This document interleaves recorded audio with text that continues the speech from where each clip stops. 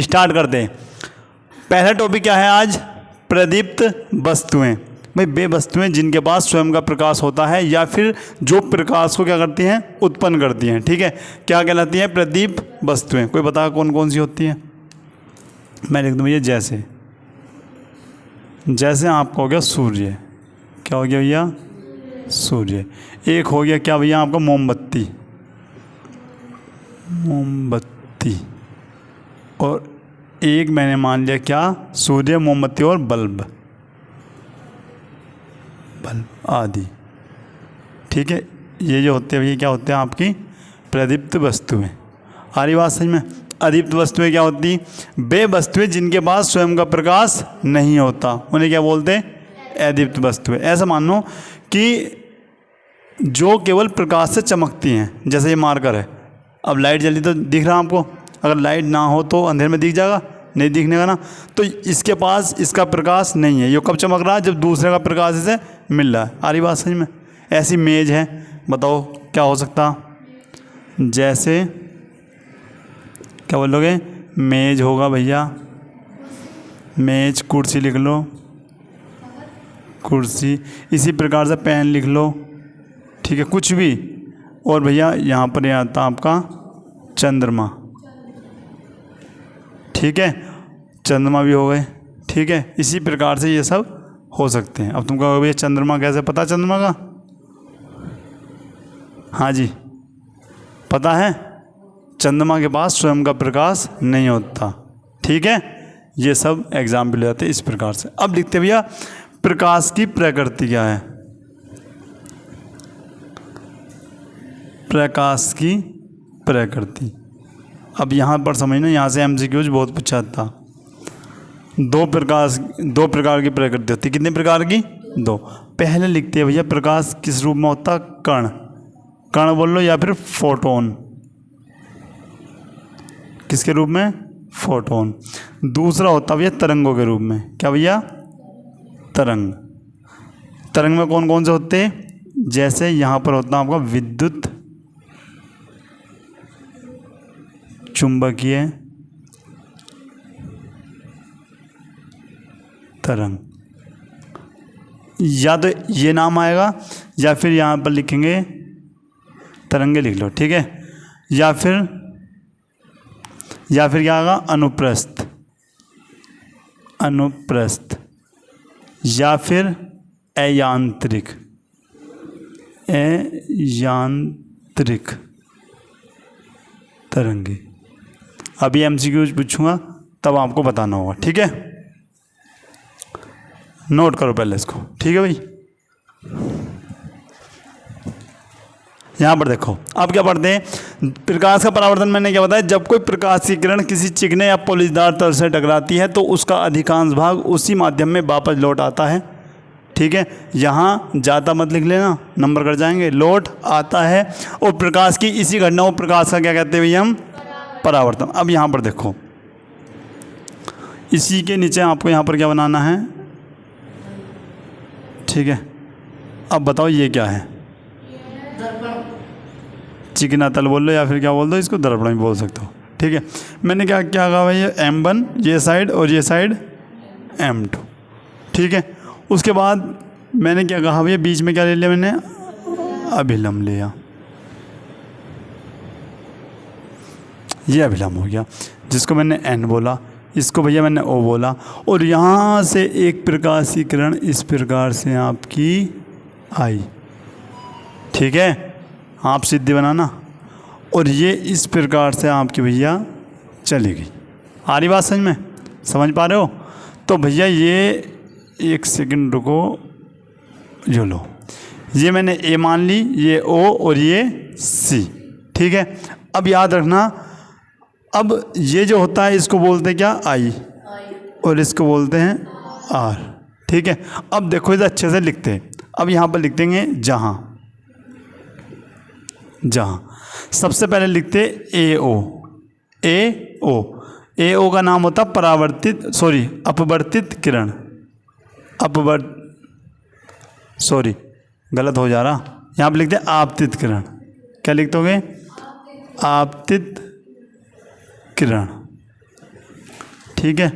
अच्छा, इसी प्रकार मैं बात करता हूँ ओ सी। बताओ क्या है भैया? आपकी परावर्तित किरण है, परावर्तित किरण, किरण। इसी प्रकार से मुझे बताओ ओ एन बोल सकते हो या एन ओ भी बोल सकते हो। क्या है बताओ? अभिलंब बाबू। क्या बोलोगे? अभिलंब है, ठीक है। और मुझे नेक्स्ट बताओ भैया कि M1 M2 क्या बोलोगे? क्या है ये भैया? दर्पण है या फिर चिकना तल बोल दो, चिकना तल। इसी प्रकार से मुझे ये बताओ भैया आप कि आई क्या है? आई आप कहोगे आपतन, आपतन कोण है जी भाई। इसी प्रकार आर बताओ, आप बोलोगे परावर्तन कोण है जी। क्या बोलोगे? परावर्तन। जी तो आपतन कोण हुआ, ये क्या हुआ आपका? परावर्तन कोण हुआ, ठीक है जी। अच्छा, इतनी बात किसकी समझ में नहीं आई? आ गई होगी। अब यहाँ पर लिखना चाहो तो यहाँ पर लिख भी सकते हो, बाकी मैंने वहाँ पर लिख दिया। आ रही बात समझ में? अब देखते हैं, अब यहाँ पर लिखते हैं नियम। नियम बाद में लिखेंगे, पहले इसको नोट करो आप।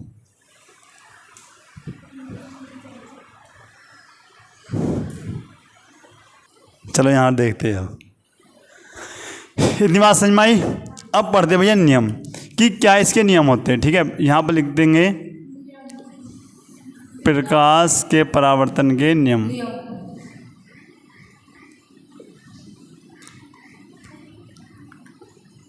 नियम भाई, क्या क्या नियम इसके होते हैं, ठीक है।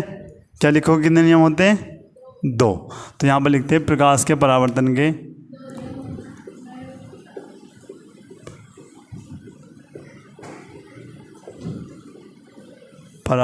के दो नियम होते हैं, 2 नियम होते हैं। बताओ जी कौन कौन से होते हैं? देखो नंबर 1 पे, अब मैंने रफ कर दिया डायग्राम, एक बार समझा दूं मैं। देखो ये था, ये क्या था भैया? आपका दर्पण है, ठीक है। ये था भैया आपका क्या? अभिलंब, ठीक है। और इस प्रकार से ये आपतित किरण थी, वो परावर्तित किरण थी। अब कहोगे भैया आपतित किरण और आपतन बिंदु पर अभिलंब और परावर्तित किरण, क्या बोलोगे? आपतित किरण, आपतित किरण और क्या बोलोगे भैया? परावर्तित किरण, परावर्तित किरण तथा अभिलंब। क्या बोलोगे? आपतित किरण तथा परावर्तित किरण और आपतन बिंदु पर अभिलंब और आपतन बिंदु पर अभिलंब, ठीक है भैया। बिंदु पर अभिलंब तीनों कहाँ होते हैं भैया? ठीक, तीनों एक ही तल में होते हैं, एक ही तल में होते हैं। बताओ वाली बात समझ में नहीं आई? दूसरा नियम भाई, आपतन कोण सदैव परावर्तन कोण के बराबर होता है, ठीक है। यहाँ पर लिखते हैं आपतन कोण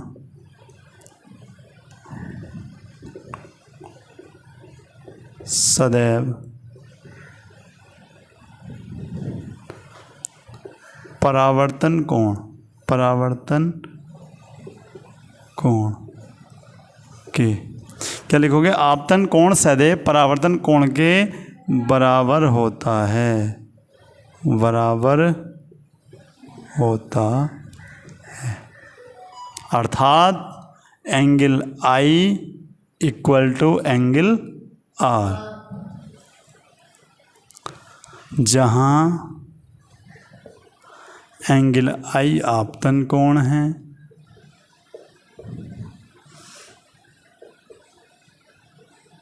और एंगल आर परावर्तन कोण है।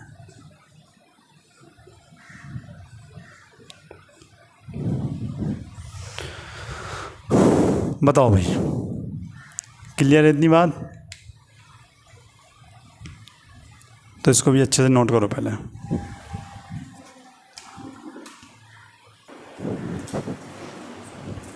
एक मिनट बेटा यहाँ पर और देख लो।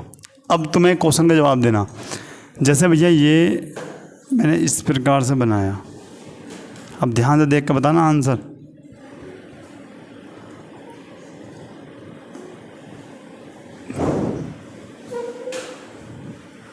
किसका चित्र है भैया बताओ?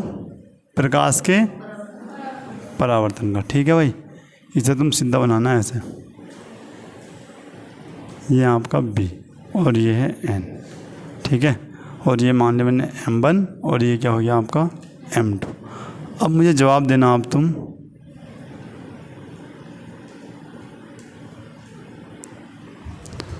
एक बात बताओ, अगर ये एंगल 40 डिग्री है, कितना है 40 डिग्री, तो मुझे बताओ परावर्तन कोण कितना होगा?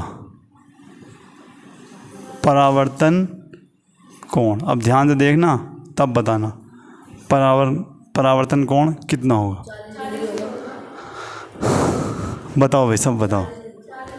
बेटा 40 नहीं होने का, ठीक है। क्यों? अब ध्यान से सुनो। अब इसमें और इसी डायग्राम में तुम्हें देखना अंतर क्या है। यहाँ पे जब MCQ में आता ना, तो यहाँ सब बच्चे गलती करते हैं और आंसर उनका हो जाता है क्या? गलत। फिर वे देखते ही भैया करके तो सही आए थे, मास्टर साहब ने सही बताया था, लेकिन यहाँ पर गलत कैसे हुआ? आज मैं बताऊँगा गलत होता कहाँ है।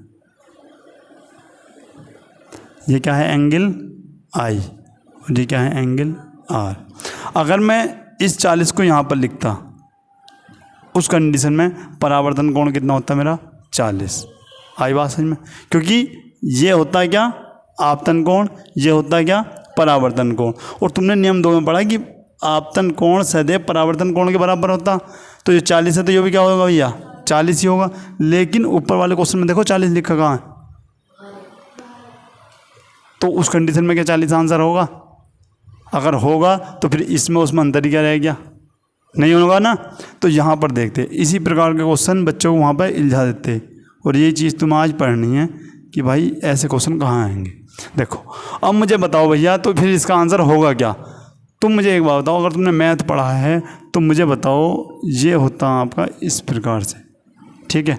मुझे बता दो भैया, अगर ये A है, ये O है और ये M1 है, तो बताओ ये एंगल कितना होगा बाबू? बताओ। 90 डिग्री। कितना होगा भैया? 90 डिग्री। ये पूरा 90 डिग्री है। लेकिन अगर इसके बीच में एक लाइन ऐसे खींच दूँ, क्या अब बढ़ गए? नहीं बढ़ गए? बढ़ गए। अब ध्यान से देखना, पूरा कितना था? 90। अब क्या कर दिया हमने? आधा, ठीक है। तो आधे में मैंने क्या लिख दिया कि भैया ये हमारा 90 तो अब रहने का नहीं, ठीक है। मैंने क्या मान लिया? 40। अब मुझे बताओ तो उधर वाला कितना हुआ? ये 40 है तो ये कितना होगा? क्या करेंगे? पूरा 90 था यानी 90 था, ये 40 है तो वो कितना बचा होगा? 90 में से 40 के कितने बचे? 50। तो ये कितना होगा बाबू आपका? किस किस की बात समझ में नहीं आई? और ऐसा क्वेश्चन आगा ना तो किसी बच्चे से जल्दी से होगा नहीं, याद रखना। वो क्या करेंगे? ऑप्शन में 40 भी आगा और 1 मिनट नहीं लगने की 40 लगा कर समझ आएंगे, ठीक है। अब मैं तुम्हें समझाता कैसे। सबसे पहली बात तो यह परावर्तन कोण आपको ज्ञात करना है, जो कि ये आपका आपतन कोण I है और ये क्या है भैया? R। तुम कहोगे भैया जो हमारा क्या है? एंगल N मान लो, एंगल NOM1 कितना है भैया आपका? 90। बताया था ना 90 क्यों है? क्योंकि यहाँ हमारा क्या है? N है। तो NOM कितना हो गया? पूरा 90 हो गया, ठीक है। और यहाँ पर देखो, और AOM, एंगल AOM ये कितना है? 40। और हमें निकालना क्या है? AON। कुछ समझ में ना आ रहा हो क्या? AON हमें ज्ञात करना है। ये ज्ञात नहीं करना, ये तो ज्ञात करना पड़ेगा। ये तो आपतन कोण है। हमें क्या निकालना? हमें निकालना है NOB, ये हमें ज्ञात करना। अब ध्यान से समझो, NOM कितना होता है भैया? ऐसा जो जहाँ भी तुम्हें ऐसे लाइन खड़ी नज़र आवे ना तो याद रखना कितना होता, 90। ठीक है, तो पहला वाला तो कितना है आपका 90, लेकिन हमें 90 से मतलब क्या, हमें तो ये निकालना। अब 90 में हमने एक एंगल और खड़ा कर दिया, कितने वाला, 40 वाला। तो जब ये 40 तो आई की वैल्यू कितनी बताओ, 90 में से क्या करेंगे, घटा देंगे, क्या हो जाएगा 50। जब आई 50 है तो आर भी कितना होगा बताओ, 50। अब कौन बताएगा तो इसकी वैल्यू क्या होगी, इस वाले की, जल्दी बताओ। और ऐसे ऐसे क्वेश्चन बहुत आते हैं। और कोई क्या होगी बेटे, एक बात सुनो, ये कितना है 40, ये क्या हो गया 50, ये कितना हो गया। अब तुम एक बात तो बताओ, ये पूरा कितना होता है 90, तुमने इधर खड़ा करा, ये हो गया 50, बताओ ये कितना बचा 40। तुम क्या कह रहे थे 50, कुछ बेटे 50 भी बोल रहे थे ना, सॉरी मैंने सही करा ना, ये 50 ये 50, ठीक है 40, क्योंकि इनका योग 90 आना चाहिए। देखो आगे 90, चेक करो आगे के 90, ठीक है। अब ध्यान से समझना यहाँ पे, तो तुमने क्या कहा भैया, हमें निकालना है ए ओ एन, तो एंगल ए ओ एन। अब डायरेक्ट लिखूँगा मैं, 90 माइनस क्या कर दो भैया 40, तो ए ओ एन बराबर क्या हो गया भैया आपका 50। अब यहाँ पर लिखेंगे ए ओ एन होता क्या है भैया, एंगल आई की वैल्यू 50 है, और हम जानते हैं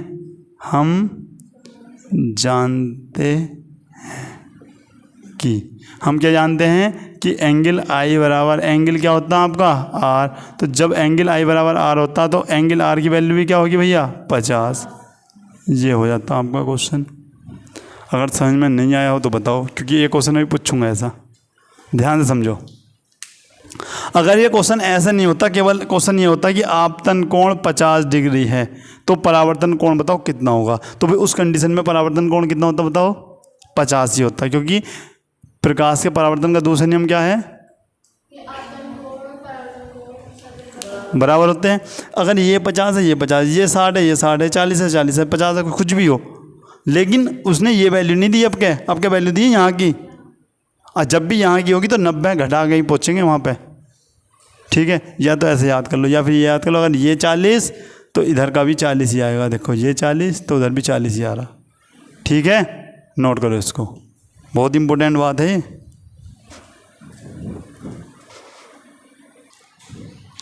अब यहाँ पर देखते हैं भाई, अब हम पढ़ते हैं परावर्तन के प्रकार। क्या पढ़ेंगे, परावर्तन के प्रकार। किसी को पता परावर्तन के प्रकार कितने प्रकार के होते हैं, परावर्तन पढ़ाया नहीं पढ़ाया। यहाँ पर देखते हैं, सबसे पहले ऊपर लिखेंगे भैया परावर्तन के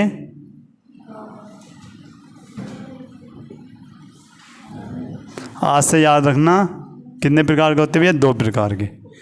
कितने प्रकार के होते हैं परावर्तन,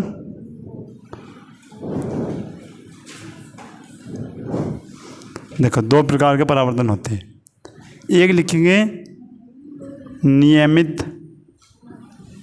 और एक लिखेंगे अनियमित।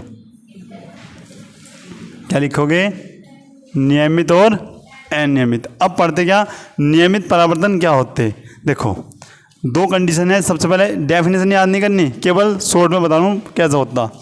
ये इस प्रकार से चिकना तल होता है इसका, ठीक है।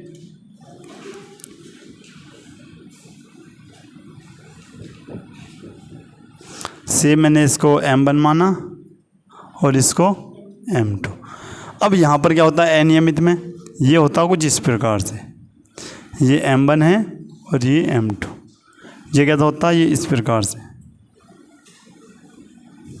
मतलब तुमने 2 प्रकार की रोड देखी होगी, एक तो चिकनी रोड और एक झटके वाली, ऐसे चलती मोटरसाइकिल लहरा कर, ठीक है। तो 2 प्रकार की रोड है, तो सेम ये क्या है अनियमित वाली, दूसरी वाली, और नियमित वाली बिल्कुल प्लेन। तो इस पे जो प्रकाश की किरणें आती है कुछ इस प्रकार से आती हैं, दिख रही,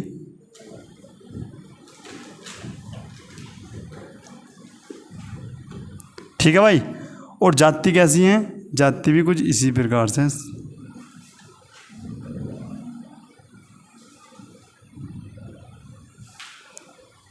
आ गई बात समझ में। ये आपकी इस प्रकार से आएंगी और इस प्रकार से जाएंगी। ठीक है, यानी प्रकाश की किरण इसमें क्या आती है, समांतर आती हैं और समांतर ही चली जाती हैं। ठीक है, अच्छा इसमें क्या आएंगी, अब तुम देखना जब मोटरसाइकिल इस पर चलाओगे तो आराम से चलेगी, इस पर चलाओगे तो कहीं गिर भी सकती। ठीक है, तो इसमें क्या होगा, आती तो समांतर है, प्रकाश की किरणें आएंगी क्या भैया, समांतर ही आएंगी, जैसे वहाँ पर आ रही हैं इस प्रकार से समांतर आएंगी। इसको मैं और बढ़ा लेता हूँ। लेकिन जो जाएंगी, देखो अब जाएंगी कैसे, जाएंगी भैया भी ऐसे, और ये ऐसे, ये ऐसे, ये ऐसे, फिर ये ऐसे, और एक आपकी ऐसे ऐसे, मतलब टेढ़ी मेढ़ी। जब तुम टूटी हुई रोड पे भगाओगे गाड़ी को, कभी इधर जाएगी कभी इधर, कहीं उछल जाएगी नीचे फिर इधर, सेम ये कंडीशन। अगर प्लेन पे चढ़ाओगे तो समांतर प्रकाश की किरणें आती हैं और समांतर ही जाती हैं। आई बात समझ में नहीं आई, नोट करो पहले इसको।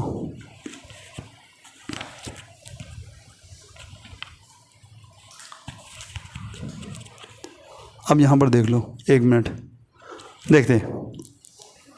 अच्छा इसके बारे में समझा दूँ पहले, समझ में तो आ गया।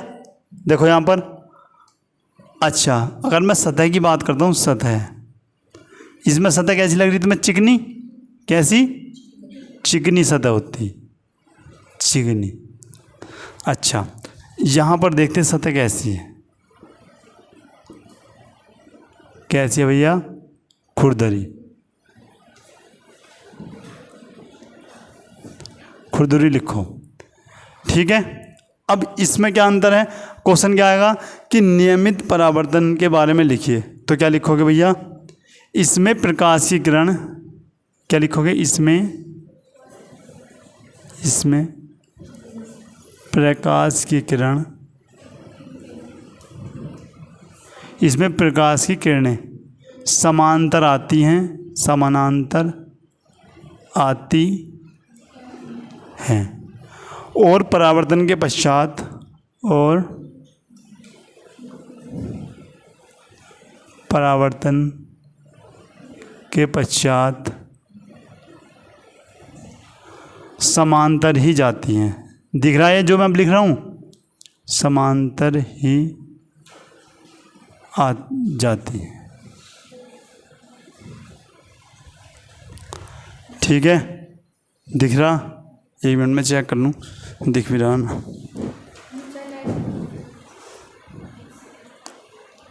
अब दिख रहा। ठीक है, तो समांतर ही जाती हैं। इसमें बताओ, इसमें क्या लिखेंगे, समांतर तो आती हैं लेकिन जाती कैसी हैं, समांतर जाती नहीं है। ठीक है, क्या लिखोगे, इसमें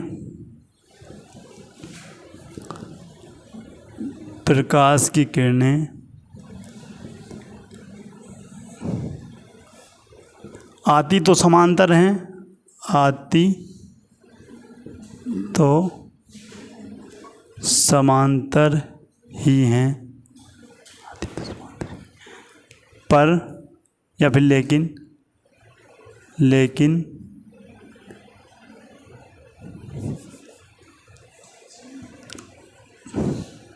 समांतर जाती नहीं, समांतर जाती नहीं।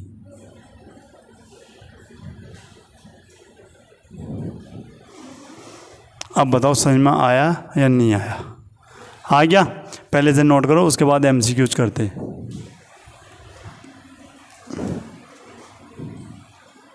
अब यहाँ पर समझो, देखो ये कुछ क्वेश्चन है तुम्हारे। सबसे पहले मुझे बताओ, निम्न में से कौन सी प्रदीप्त वस्तुएं हैं भैया, मेज है क्या, कुर्सी, बल्ब या फिर पंखा, बल्ब। ठीक है, तो ऑप्शन नंबर 3 आपका करेक्ट होगा। इसमें बताओ, निम्न में से कौन सी अप्रदीप्त वस्तुएं हैं, मेज, क्योंकि भैया मोमबत्ती, बल्ब और सूर्य तो प्रदीप्त हैं। अब मुझे बताओ, निम्न में से कौन सा कथन सत्य नहीं है, यानी सही नहीं है। अब देखो, सबसे पहली बात, प्रकाश वैद्युत चुंबकीय तरंगे हैं, मैंने बताई थी पहला जब पढ़ाया था कि 2 कितनी प्रकृति बताई थी, बताओ, दो प्रकृति बताई थी, एक तो कण जो कि फोटोन कहते, दूसरा तरंगे। तरंग में किस चीज़ के नाम लिए थे? वैद्युत चुम्बकीय तरंगे। दूसरा नाम क्या था वैद्युत चुम्बकीय तरंगों का? बताओ। अनुप्रस्थ तरंगे। और ये प्रकाश सीधी रेखा में चलता है टेढ़ी मेढ़ी में चलता? बताओ। इसका मतलब ये भी सही है, लेकिन उसने क्या कहा है? गलत वाला पूछा, तो ये हटा दो भैया, क्योंकि टिक कौन से वाले पे करना? जिस पे जो गलत हो। बताओ। प्रकाश एक अनुदैर्ध्य तरंगे हैं, लिखवाया था क्या मैंने तो अनुप्रस्थ लिखवाया, यांत्रिक लिखवाया और विद्युत चुम्बक तरंगे लिखवाया, लेकिन ये नहीं है, इसलिए ये गलत है। आई बात समझ में? और यहाँ पर आ जाओ, बताओ फिर इसका आंसर। यदि आपतन कोण 45 है तो परावर्तन कोण कितना होगा? 45 ही होगा। निम्न में से कौन सा परावर्तन का प्रकार नहीं है? अब याद रखना, मैंने तुम्हें एक प्रकार नहीं पढ़ाया, उसका नाम मैं बता दे रहा हूँ। पूर्ण आंतरिक परावर्तन मैंने तुम्हें नहीं पढ़ाया, तो भैया बाह्य परावर्तन यहाँ पर नहीं है। कैसी लगी क्लास? समझ में आया सब कुछ? ठीक है, तो मिलते हैं नेक्स्ट क्लास में, तब तक के लिए जय हिंद।